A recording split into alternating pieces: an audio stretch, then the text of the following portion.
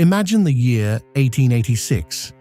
The streets of Atlanta are dusty, horse-drawn carriages move slowly past small brick shops, and inside a quiet pharmacy, a man stands behind a wooden counter filled with glass bottles and strange ingredients. His name is John Stith Pemberton, a pharmacist who spends most of his time experimenting with different mixtures. At that time, many people believed certain tonics could cure headaches, tiredness, and stress. Pemberton was trying to create a new kind of medicinal drink that could help people feel more energetic. One afternoon, after hours of mixing ingredients, he created a thick, dark syrup made from coca leaves and cola nuts.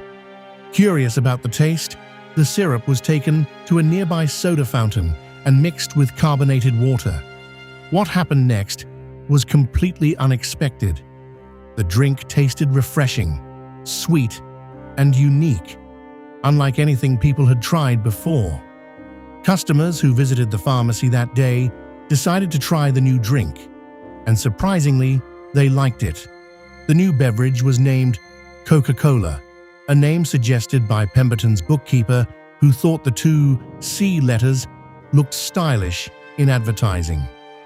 In the beginning, the drink was sold for just 5 cents a glass, and on the very first day, only 9 glasses were sold. No one in that small pharmacy could have imagined that this simple experiment would eventually become one of the most famous drinks in the entire world. However, despite inventing the drink, Pemberton never truly saw its future success. He struggled financially and had difficulty turning his invention into a profitable business. But sometimes in history, an idea is more powerful than the person who first created it. Soon, another businessman would recognize the true potential of this simple drink. That man was Asa Griggs Candler. Candler was not the inventor, but he was a brilliant marketer who believed that Coca-Cola could become something much bigger than a pharmacy drink. Over time, he began buying the rights to the formula and slowly took control of the business. What he did next would completely change the future of the drink. Instead of selling Coca-Cola quietly in pharmacies, he decided to promote it everywhere. He used bold advertisements, gave away free drink coupons, and placed the Coca-Cola name on signboards, calendars, and shop windows across cities. For the first time, people were not just buying a drink, they were recognizing a brand.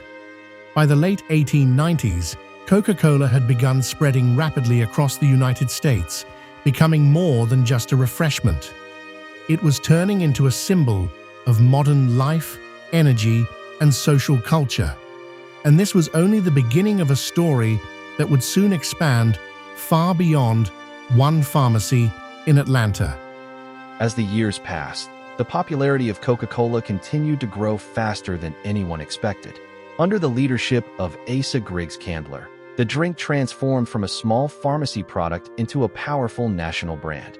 Candler understood something very important about business. People don't just buy products, they buy emotions and experiences.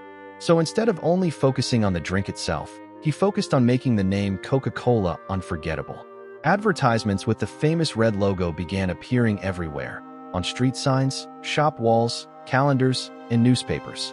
The brand slowly became part of everyday American life.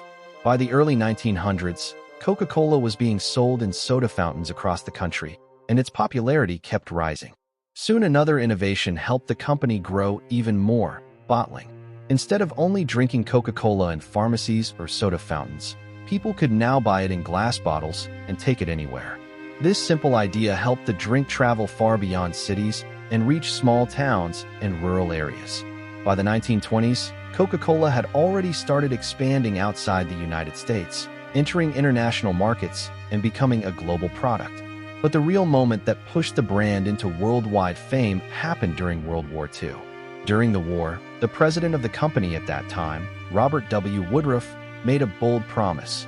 Every American soldier should be able to get a bottle of Coca-Cola for 5 cents, no matter where they were stationed. To make this possible, Coca-Cola built bottling plants near military bases around the world. Soldiers drank Coke during the war, and when the war ended, many of them returned home remembering the drink that had reminded them of comfort and home during difficult times.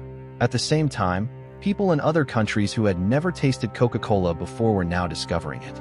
This unexpected moment in history helped turn Coca-Cola from an American drink into a truly global brand.